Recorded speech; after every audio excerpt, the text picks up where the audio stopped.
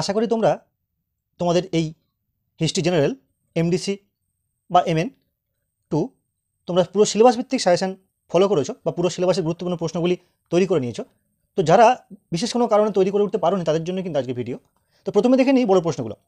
দেখো, প্রস্তর যুগ, এই প্রস্তর যুগ সম্পর্কেও একটি প্রশ্ন কিন্তু তোমাদের পরীক্ষা আসবে। দেখো, এই নব্যপ্রস্তর যুগ সম্বন্ধীয় যে প্রশ্নটি হয়, নব্যপ্রস্তর যুগের বিপ্লবের বৈশিষ্ট্য, এই প্রশ্নটি কিন্তু অনার্স যাদের আছে, ইতিহাস অনার্স, তাদের জন্য অত্যন্ত গুরুত্বপূর্ণ।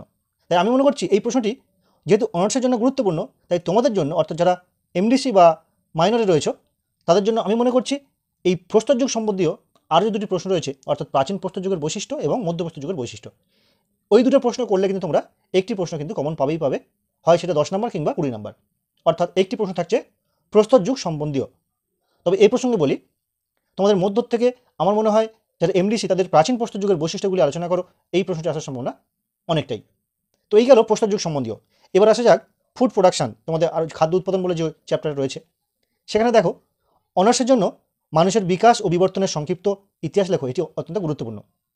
সেই হিসাবে তোমাদের ক্ষেত্রে যে প্রশ্নটি আসছে সেটি হলো এই যে প্রশ্নটি, দেখো, মানব সমাজের ইতিহাসে কৃষির সূচনা পর্বকে তুমি কীভাবে ব্যাখ্যা করবে? অথবা আরও একটি প্রশ্ন, যে আদিম সংগ্রাহক বা যাযাবর শ্রেণীর মানুষ থেকে কীভাবে খাদ্য উৎপাদক হয়ে পরিণত হলো, সেই প্রশ্নটি।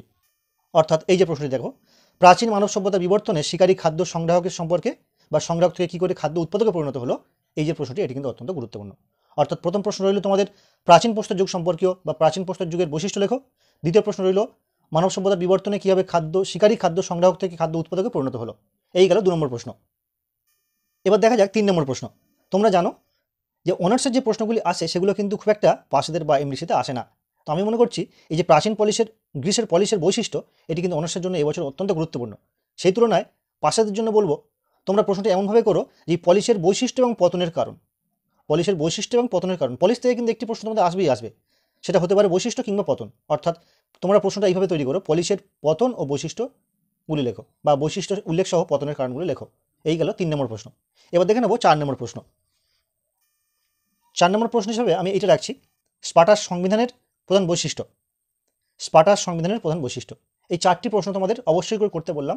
যারা বলছো যে পড়াশোনা ঠিকঠাক করা হয়ে ওঠেনি বা এই কদিনের মধ্যে যা করলে করতে হবে, পরীক্ষা খুব খারাপের থেকে যেন একটু ভালো হয়, তাদের জন্য কিন্তু এই 4টি প্রশ্ন বললাম। আশা করছি যারা প্রথম থেকে পড়াশোনা করছো তারা পুরো সিলেবাস ভিত্তিক সাজেশন ফলো করেছো।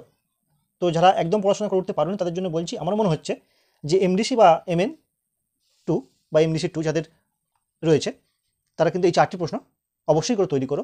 আর যারা পুরো সিলেবাস ফলো করেছো তাদের তো সিলেবাসের বা প্রস্তুতি পর্বের সবার উপরেই এই 4টি প্রশ্ন আশা করি রয়েছে। যাই হোক, এই 4টি প্রশ্ন কিন্তু আমার মনে হয়েছে যে তোমাদের পাশেদের জন্য অত্যন্ত গুরুত্বপূর্ণ, বিশেষ করে 10 বা 20 নম্বরের জন্য। সঙ্গে আরেকটি প্রশ্নের কথা বলবো, এই যে প্রাচীন গ্রিক ঐতিহাসিক থুকিডিডিস কেন বিজ্ঞানসম্মত ইতিহাসের জনক বলা হয়, এটিও কিন্তু অত্যন্ত গুরুত্বপূর্ণ পাশেদের জন্য। যাই হোক, এই প্রশ্নগুলি তোমাদের জন্য রাখলাম। তবে এটাও ঠিক যে অনার্সের যে টপিকগুলো রয়েছে যেহেতু পাশের সঙ্গে সেম, তাই সব প্রশ্নই কিন্তু সবার জন্য ইম্পর্টেন্ট। তবে যেহেতু লজিক বলছে বা আমার অভিজ্ঞতা বলছে নব্যপ্রস্তর যুগ অনার্সের জন্য গুরুত্বপূর্ণ, তাই তোমাদের মধ্য বা প্রাচীন, আবার মধ্য প্রাচীনের মধ্যে প্রাচীনটা আমি বেশি গুরুত্বপূর্ণ বলে মনে করছি। একইভাবে এই পলিশের পতন বা বৈশিষ্ট্য, এই বৈশিষ্ট্য অনার্সে পড়ার সম্ভাবনা 100% সেই ক্ষেত্রে বলছি তোমাদের এমডির সাথে কিন্তু পতন বা পতন বৈশিষ্ট্য মিলিয়ে পড়ার সম্ভাবনা রয়েছে। যাই হোক, এইভাবে তোমাদের কিছুটা হলেও বোঝাতে পারলাম যে তোমাদের ক্ষেত্রে কোন কোন প্রশ্নগুলো গুরুত্বপূর্ণ। এবার আসা যাক 5 নম্বরের প্রশ্নে। দেখো, যেহেতু আমি মনে করছি নব্যপ্রস্তর যুগ সম্পর্কে বিপ্লব এটি অনার্সের 20 নম্বর পড়ার সম্ভাবনা, তাই তোমাদের কিন্তু এই প্রশ্নটি 5 নম্বর আসার সম্ভাবনা অনেকটাই। অর্থাৎ এই যে প্রশ্নটি 5-এর জন্য টপ 4-এর একটা হলো এটা। দ্বিতীয় প্রশ্ন দেখো, এই সক্রেটিস এবং প্লেটো এই দুটোর মধ্যে থেকে কিন্তু একটি প্রশ্ন তোমাদের আসবে, এটি আমার ধারণা। গেল 2 নম্বর প্রশ্ন, মিশরের স্থাপত্য, এই যে মিশরের স্থাপত্য সম্পর্কে আলোচনা করো, এটি মনে করছি টপ 4-এর 3 নম্বর কোশ্চেন। এবং 4 নম্বর প্রশ্ন দেখো, পুরাপ্রস্তর যুগ, এক্ষেত্রে উচ্চ নিম্ন, এই পুরাপ্রস্তর যুগ দেখো তোমাদের যদি কোনো কারণে বড় প্রশ্ন মধ্যপ্রস্তর যুগ আসে তাহলে কিন্তু পুরাপ্রস্তর যুগ 10 কিংবা 5 একটা আসার সম্ভাবনা। অর্থাৎ এটাকে আমি 4-এ রাখলাম। অর্থাৎ এই 4টি প্রশ্ন 5 নম্বরের জন্য এবং ওই 4টি প্রশ্ন 15 কিংবা 20 নম্বরের জন্য তোমরা তৈরি করো অবশ্যই। আশা করছি পরীক্ষা খুব খারাপ হওয়ার থেকেও একটু ভালো হবে।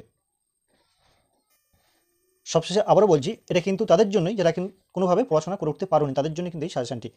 যারা মোটামুটি পড়াশোনা করেছো তাদের জন্য কিন্তু এই সাজেশনটি নয়, তারা পুরো সিলেবাস ভিত্তিক যা পড়াশোনা করেছো সেগুলি ইম্পর্টেন্ট। আর যারা একদম পড়াশোনা করতে পারোনি শুধুমাত্র তাদের জন্যই কিন্তু এই আজকের ভিডিওটি, তাদের অনুরোধে, তাদের জন্যই।